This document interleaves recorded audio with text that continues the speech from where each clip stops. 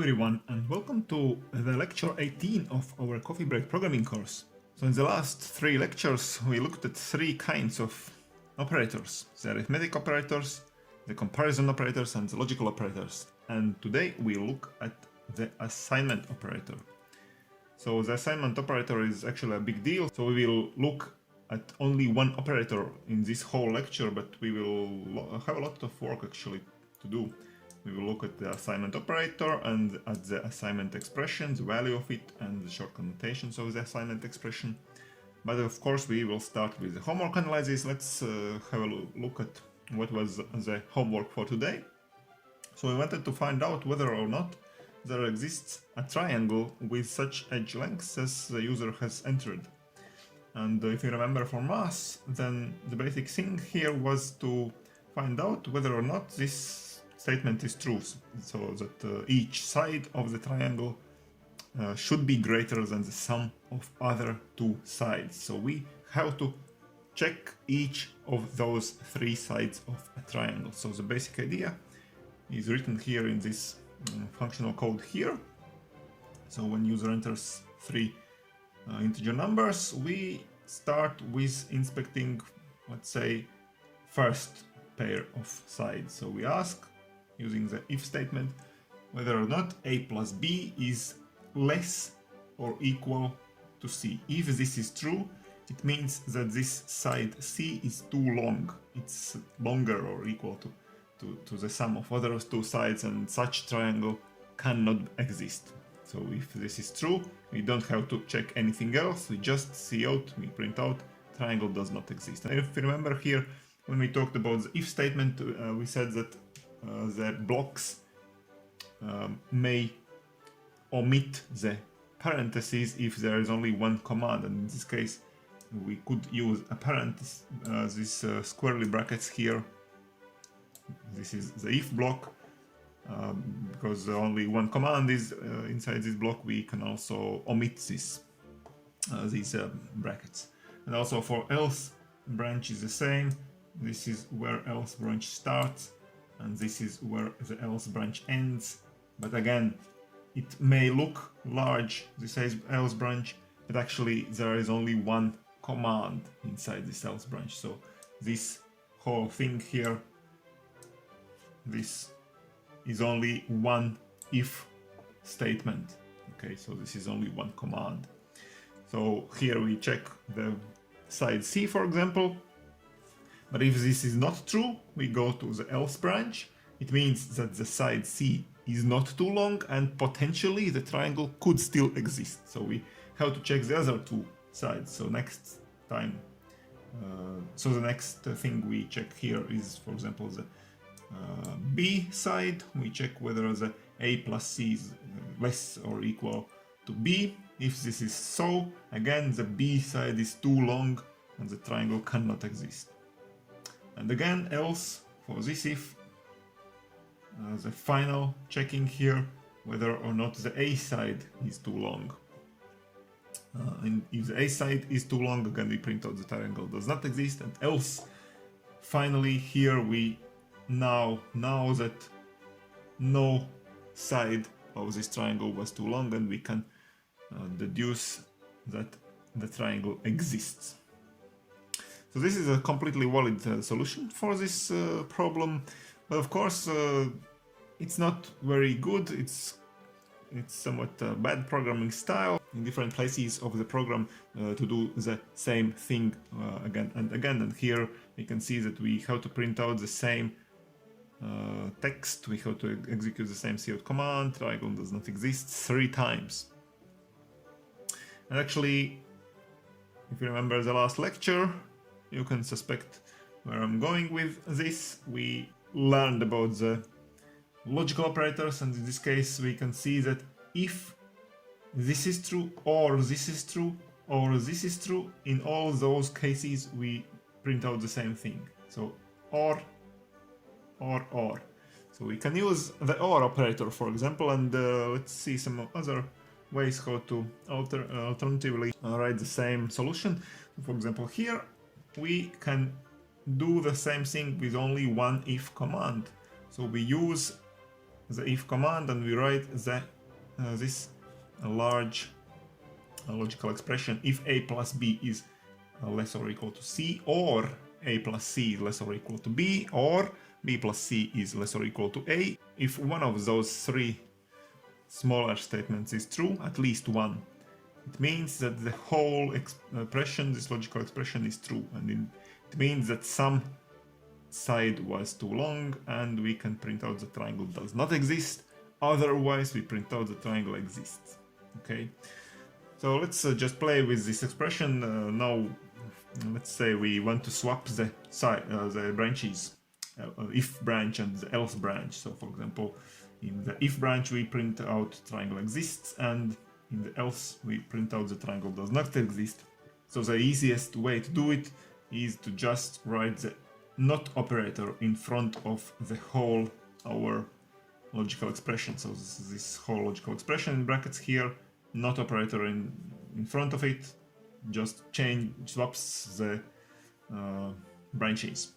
Okay, that's mechanically how we can swap the branches, but logically we can also think about how to write it in a different manner, and this is another way. For example, we can use the AND command here, and we can ask whether or not each of those three sides is normal, is not too long. So a plus b must be greater than c, so c is less than the sum of those two, and at the same time a plus c must be greater than b, and at the same time b plus c must be greater than a. If this is true, those three statements, if they are simultaneously true, only in this case, this whole sentence here, this whole expression is true, and in this case we can print that triangle exists. Otherwise, if at least one of those three here was not true, otherwise we print out the triangle does not exist. So this is also a way how the problem could be solved. Okay, that's for last lecture, but today we will talk about the assignment operator. We have already used this assignment operator that looks like that. Equality sign. This operator is of course binary, it needs two operands, and again we build the expressions using the operator as always, and in this case we build the assignment expression. So here we can see some examples of such assignment expressions. And as you remember, when we talked about this assignment operator in the previous lectures, on the left hand side of this operator we only can write a variable, name of the variable, nothing else. Also, this is a variable to which we want to assign some value, and this value can be written on the right hand side of the operator, and this value can be a single value or expression. So every expression has a data type and value, and we learned how we can establish what is the data type of arithmetic expression. For example, for logical expressions the data type is always bool, and also for the assignment expression we must be able to find out what is the data type and what is the value of this expression. And actually the thing is very simple here, because we only look at the left operand. So left operand determines the data type, and left operand determines the value of the expression. So the left operand is this variable which we write on the left hand side of the operator. So what is the data type of the variable? That is the data type of the whole expression, and also the value of the variable is the same as the value of the expression. But now a trick question here is, do we get the value of the variable before or after the assignment to say what is the value of the whole expression? And this can differ in different situations, so we will see about it in the next slides. But now, if we think about the value of such an expression, where could such a value can actually be used? So how do we use the value of the assignment expression? Actually, it is allowed in the C++ language to write something like that, for example. So we can write several assignment operators in one line, like that. And what does it actually mean? It means something like that. It means that two things have been done in this one command here. So the first thing what is being done is this one. So we always start evaluating such long expressions from the right hand side, and this is the first assignment that occurs in this case. So it means that the variable y gets the value of 5. This is normal assignment semantics. And the second thing is that the whole expression, this expression is here, also gets the value of y. So it was said in the previous slide that the expression gets the same value that the variable has, this left-hand side variable.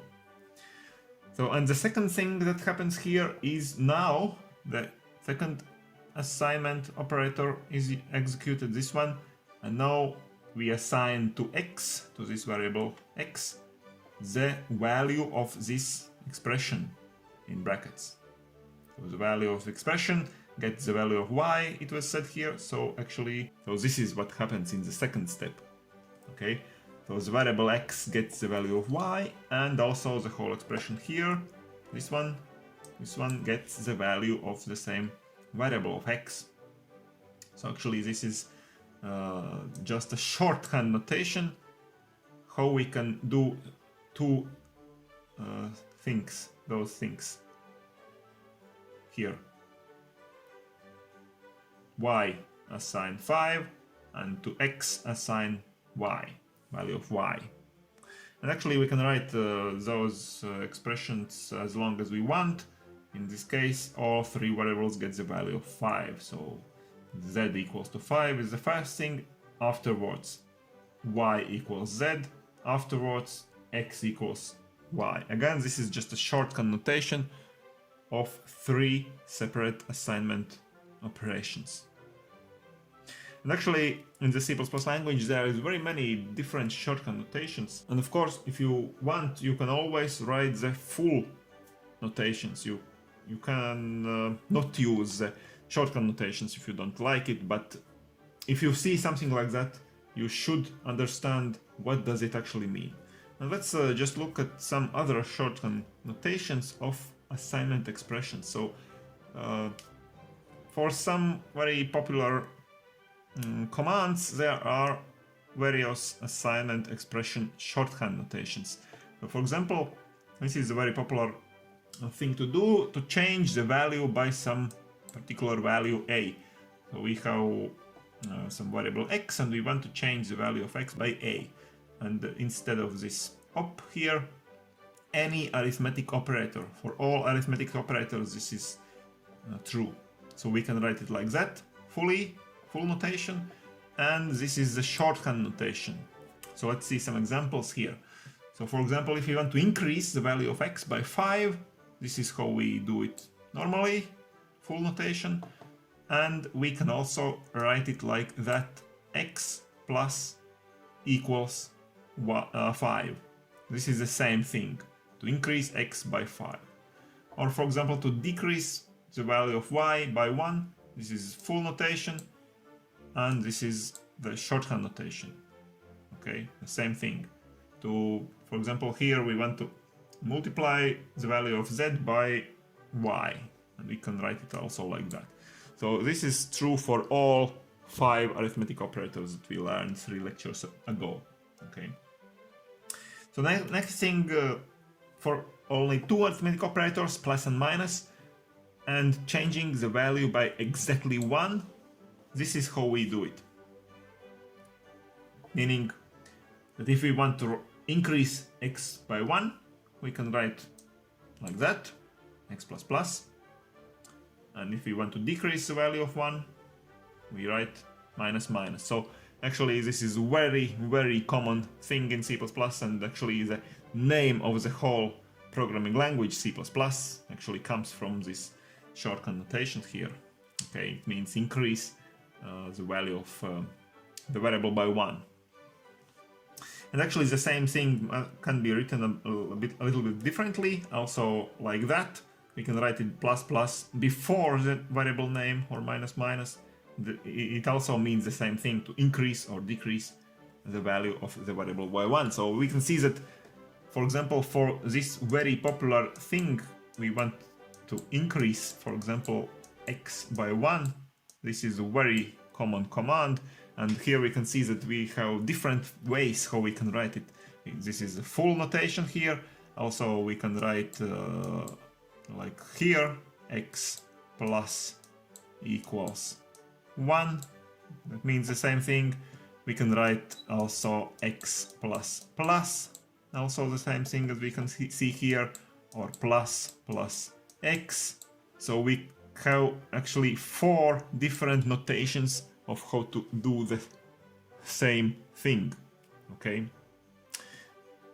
but actually this x plus plus and plus plus x, if these two things were indeed equal in all cases, why would they need to be introduced in the language? Okay, so of course there have to be some slight difference between those two things, and let's see what is actually the difference between two things, x plus plus and plus plus x. So both of those things mean actually the same command. So this command to increase x by 1.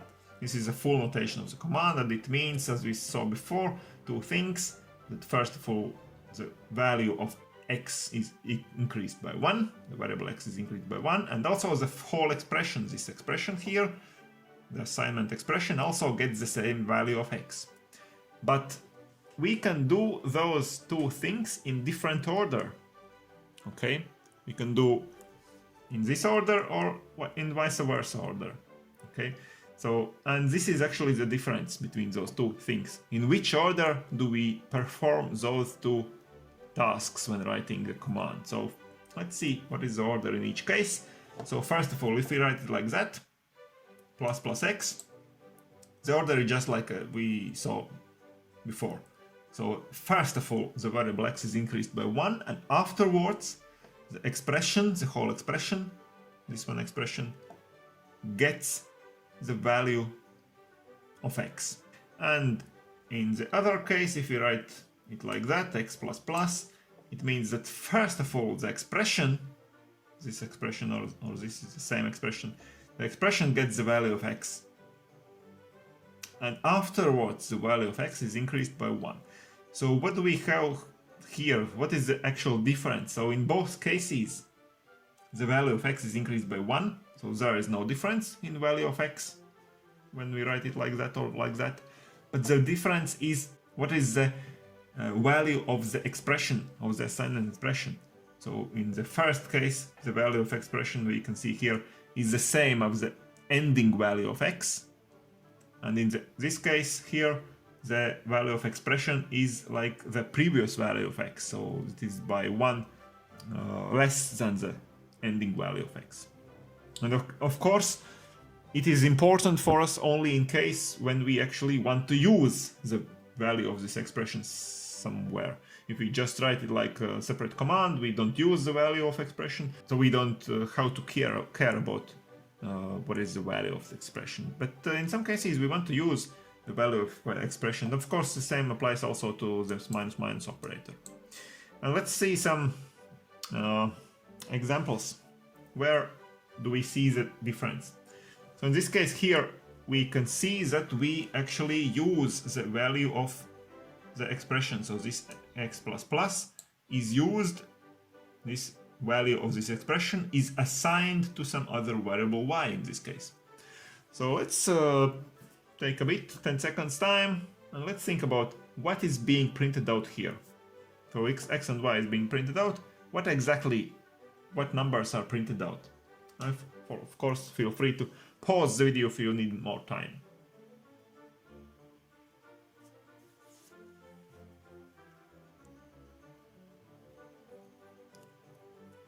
So we have to start with writing the full notation here. So in this case, what is the full notation?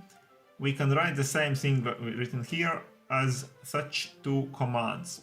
So x plus plus means that first of all we use the x value to assign it to the expression. So the expression value will be the x value, and afterwards the x will be increased by 1. And in this case the expression is the expression value is assigned to the y, to the variable y. So first of all we assign to the variable y the x value, and afterwards we increase x by 1. And now we can easily see that if x is 17 at the beginning, so now y is 17 after this operation, y is 17, and afterwards x is increased to 18. So we get 18 and 17 printed out. Okay, and if we do it vice versa, everything else is the same, just this thing is different here. So what is being printed out now?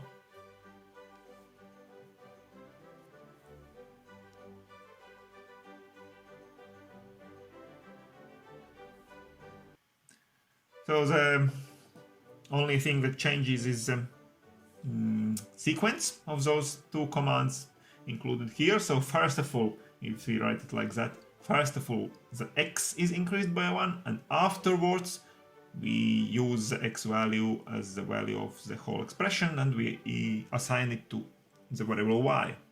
So we can see here that first of all x is increased to 18, and the y is assigned 18. So both variables are 18 now. So you have to think for yourself some way how to remember which case is which. So for me, how I remember it, I think it something like that if this plus plus is after the variable, it means that this plus plus thing is the last thing, like we see here. First of all we do the other thing, and if the plus plus is before the variable, it means it's the first thing to do, this plus plus thing, plus plus x thing, this is the first thing to do, and afterwards we use the value of x. So this is one way how we can remember. Let's see one more example before ending today. So here we can see that only one variable x is introduced, but 4 different printouts. So 4 numbers is printed out. So what are they?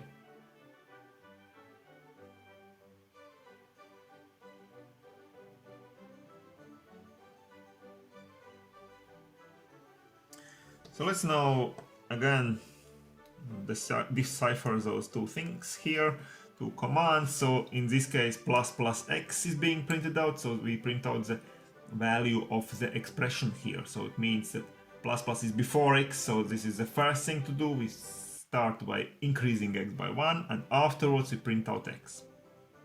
And in this case the vice versa, we print out x before, and afterwards we increase x by 1. So now x is 5 at the beginning, so here we print out 5, of course.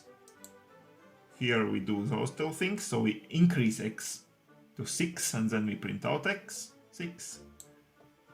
Here we do the vice versa, we print out x, 6, and then we increase 6 to 7, and finally we print out x, which is 7, and 5, 6, 6, 7 is indeed printed out in this case. Okay, so let's end this lecture again with a homework, very simple homework for the next lecture. User enters two integer numbers a and b, and let's just print out the division a divided by b. That's it. So this was actually a very long and complicated lecture, and we will talk about those things in more detail in next lectures also. And in the lecture of today we analyzed the previous homework, we saw the assignment operator, we saw how we determine the value of the assignment expression, and how we can use some shorthand notations of the assignment expressions, and we saw the homework. And actually in the next lecture we will have a quiz. So we won't take any new topics next lecture, we will go through the most important things that we have already learned, and those are actually quite a lot of things, and we will try to see how much have we learned, and we will try to do a quiz. So I hope you will stay tuned and subscribe to my channel. See you very soon.